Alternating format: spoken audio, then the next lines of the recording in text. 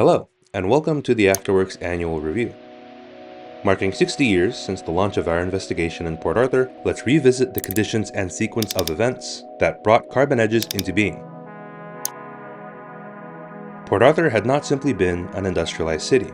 It had been structured around the movement and production of oil and oil products, resulting in a lived territory where refinery edges and local communities had been brought into direct proximity of one another. Port Arthur had become a petroleumscape. Our findings from when we launched our investigation in 2026 was that carbon operated at two scales.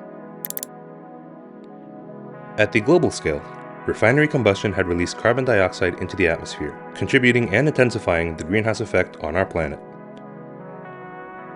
At the local scale, co-pollutants such as VOCs, particulate matter, sulfur compounds, and nitrogen compounds had concentrated along refinery edges where they had posed recurring carcinogenic and respiratory health risks to the local community.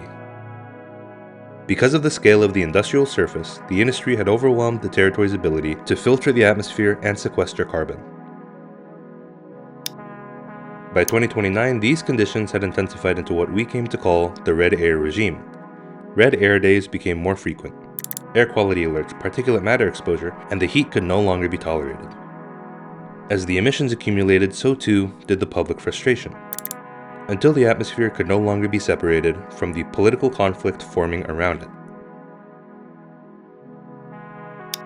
In the midst of the red air regime, just 2 years later, in 2031, community pressure and operational friction had forced a policy realignment. Oil and gas companies had been financially incentivized to switch to greener energy, and in 2036, the cascade of transitions starts.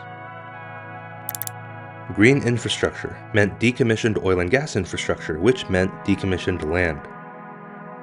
It was along those transferred industrial edges that carbon edges had begun to intervene.